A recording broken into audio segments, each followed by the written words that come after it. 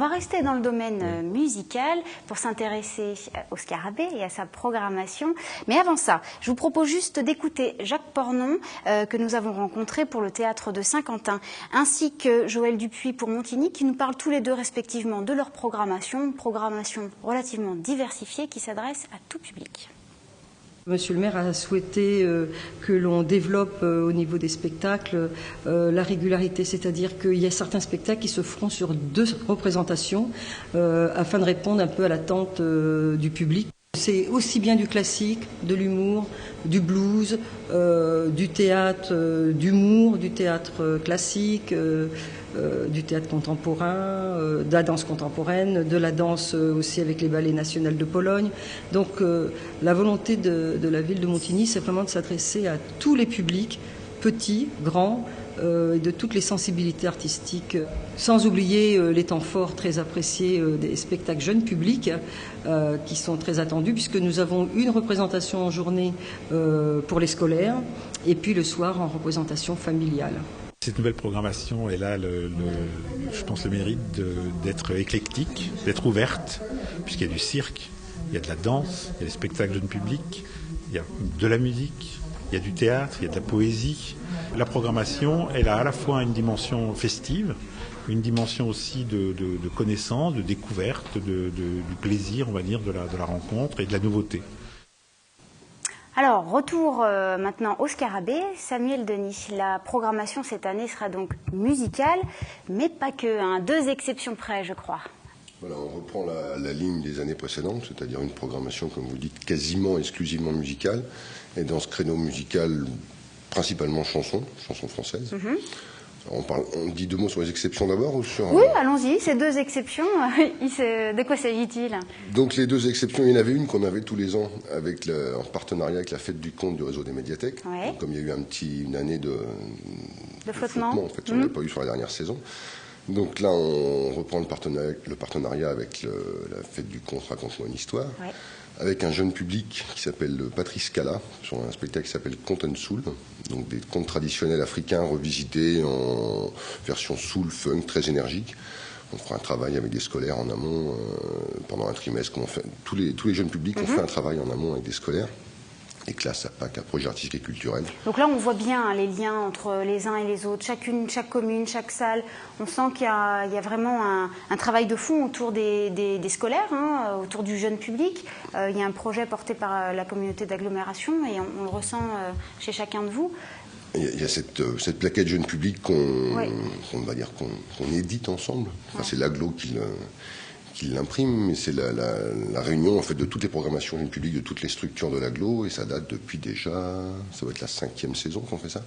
Donc c'est très pratique pour les familles enfin pour les familles et pour les écoles et les centres de loisirs, enfin tout ce qui touche au jeune public, d'avoir cette plaquette. Il y a plein d'endroits, quand je leur dis nous on a ça chez nous, c'est un super outil. Et donc voilà, et donc pour en revenir sur la Fête du Conte, donc on aura Patrice Cala et aussi Isabelle Autissier, une ancienne navigatrice sportive, qui fait des contes sur la mer. Je suis allé la voir sur une péniche à Paris, je me suis laissé envoûter, donc je me suis dit qu'il fallait que j'essaye d'envoûter mon public aussi avec ça. Et puis l'autre exception, l'autre entorse, enfin c'est pas une entorse, l'autre entorse on l'a fait en partenariat avec Sabine ici présente, avec une pièce de théâtre donc de Nadir Youlin, qui a déjà fait ses armes dans la vidéo, mais au niveau du spectacle vivant c'est une première pour lui, donc c'est un jeune originaire de la Verrière, de l'agglomération. Voilà. Et donc il se lance sur une pièce de théâtre qui va s'appeler Tupac Shakur, Requiem pour un thug de légende. Donc c'est un hommage sur la vie, on va dire la vie et la mort d'un célèbre rappeur américain, une figure emblématique du rap américain. Et là aussi, on est dans le cadre d'un projet commun avec l'agglomération, c'est ça, Sabine Cossin? Alors oui, c'est-à-dire que du coup, cette création qui se passe de Tupac à la Verrière, pour lequel le prisme à laquelle il participe, il rentre dans le cadre d'un projet qui est partagé, qui s'appelle Pulsation urbaine, qui est très large, qui va sur tout l'ensemble des communes, la ferme de Béléba, la Meurise à Trappes, enfin bon, il y a un bon nombre. Et à l'intérieur des Pulsations urbaines, cette année, il y a un événement à part entière entière, qui est de fêter les 30 ans du hip-hop. Voilà. Parce que c'est le patrimoine, ça démarrera sur les journées du patrimoine, puisque le thème du journée du patrimoine, c'est un patrimoine immatériel. Et c'est vrai que l'histoire de Saint-Quentin-en-Yvelines, eh ben, c'est l'histoire de la naissance de la compagnie des Black Blombers, qui est la première des compagnies de hip-hop danse en France. Le hip-hop a 40 ans aux États-Unis, mais il en a 30 en France. Enfin, il en aura 30 en France. En effet, ils fêtent leurs 30 ans. Voilà, c'est ça. Donc, du coup, c'était intéressant autour de cet acte de création des B3 il y a une trentaine d'années, eh ben, de montrer ce que le hip-hop aujourd'hui, donc c'est un mouvement, hein, aussi bien en musique, donc sur le rap que sur la danse, pouvait refléter aujourd'hui 30 ans après. Donc, on a des premières générations comme sont les Black Blombers, donc ça, je sais qu'ils seront à la Meurise, bien sûr. On a les tout de suite derrière deuxième génération avec les Mourad Merzouki, Kefig et les Kaderatou qui seront. Mourad Merzouki sera à la scène nationale, Kaderatou sera sur une carte blanche au Prisme, et avec la jeune génération, c'est-à-dire avec des nouveaux styles de hip-hop, le crump, qui est une danse très particulière avec une intensité très forte, et puis les femmes dans le hip-hop. Alors on va refaire une petite boucle puisque c'est comme ça que vous avez fait votre plateau. Eh bien oui, parce que les femmes sont assez peu présentes dans le hip-hop, on comprend bien pourquoi. C'est culturel, alors que c'est pas physique. Et par contre, elles commencent à émerger depuis un certain nombre d'années. Notamment, nous, on aura dans la carte blanche de Kader, et c'est ce qu'il a souhaité, avoir Anne Nguyen, qui a été d'ailleurs une des danseuses de la compagnie Black Bamber. Donc les choses évoluent. Les choses évoluent bien heureusement. Voilà, vous avez présenté des directeurs, mais il y a une directrice et 3 directeurs. C'est vrai. Alors Samuel Denis, pour revenir à votre programmation, cette fois-ci musicale, j'ai envie de connaître comment vous constituez, cette programmation, vous construisez comment exactement? Donc, une programmation essentiellement chanson, ça j'ai déjà dit. Quelques incursions de musique du monde qui nous rapprochent dans ce cadre de la Meurise. Et puis des artistes étrangers. Je suis entendu Sabine parler d'artistes étrangers. Je me suis dit, tiens, oui, c'est vrai, cette année, on en a 4. Ce qui est beaucoup pour nous. On est plutôt sur la chanson française. Là, on a un artiste québécois, on a un artiste cubain. On a des Irlandais pour fêter la Saint-Patrick, parce qu'il n'y a rien de mieux que des Irlandais, des vrais Irlandais pour la Saint-Patrick. Et on a un groupe marocain aussi, Hamid Bouchnak, au mois d'avril. Mais pour ce qui est donc de l'essentiel de la programmation chanson... on aura quelques têtes d'affiche ? Oui, on peut dire quelques noms. Il y aura Kent en piano-voix au mois de décembre. Il y aura Volo et Loïc Lantoine au mois de mai. Il y aura une tête d'affiche, alors pour certains, une grosse blague pour d'autres. Ah bon? Mais j'assume totalement. On va faire le retour sur scène d'Elmer Footbeat au mois de février. Donc voilà, une soirée absolument pas sérieuse, mais on a le droit aussi une fois par an de faire des soirées. Même si on faisait 3 fois par an, il n'y aurait rien de bien grave à faire des soirées pas sérieuses.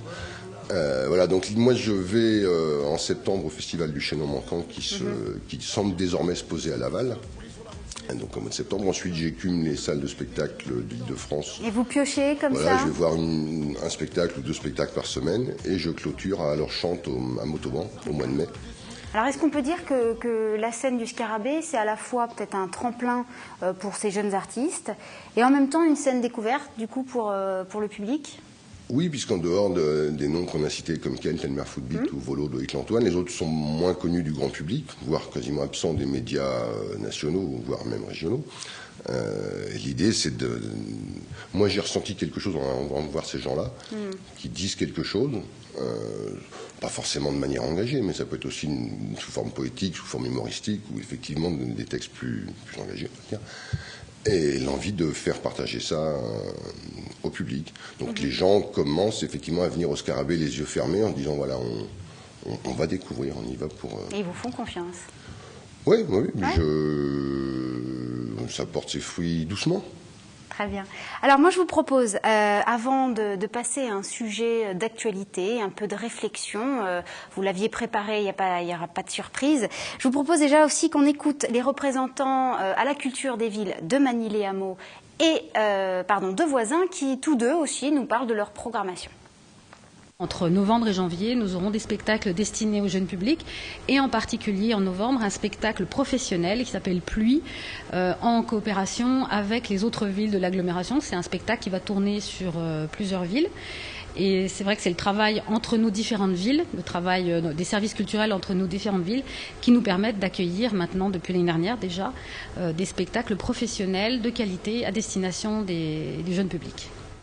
Cette programmation 2013 va être un grand moment du rock'n'roll parce qu'on va avoir énormément de nouveautés, énormément aussi d'actions culturelles pour les Manicois dans la ville, et des petits changements d'importance, notamment dans le domaine du cinéma, où on faisait jusqu'à présent une semaine du cinéma. Là, on va faire plusieurs nuits du cinéma, en collaboration, une forte collaboration avec le lycée de Villarroy. On a des collaborations avec la Maison de la Poésie, le Théâtre de Saint-Quentin.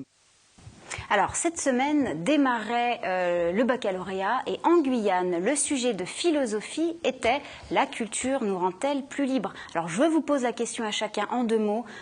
Sabine Cossin, quel est votre ressenti? Quelle est une piste de réflexion sur ce sujet de philo? Oui, par rapport au travail que peut-être un lieu comme le PRIS, Centre de développement artistique de Saint-Quentin-en-Yvelines, c'est peut-être donc ce travail de médiation, de mettre les artistes en contact avec la population, les habitants de Saint-Quentin.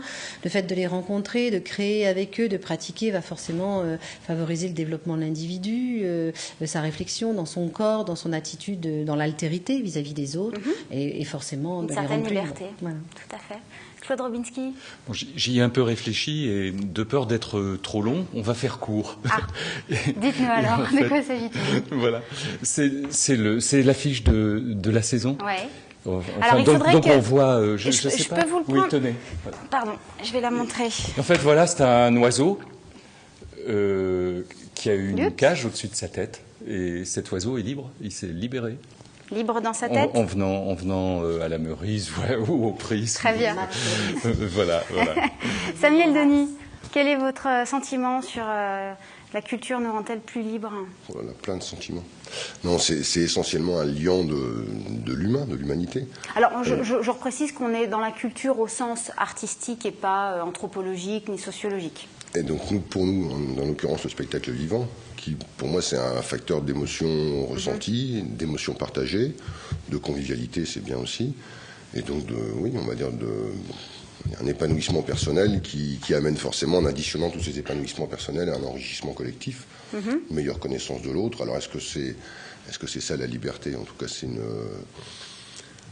une ouverture vers d'autres horizons, et ça ne peut faire tourner le monde que dans la meilleure sens. Après, est-ce que ça amène la liberté?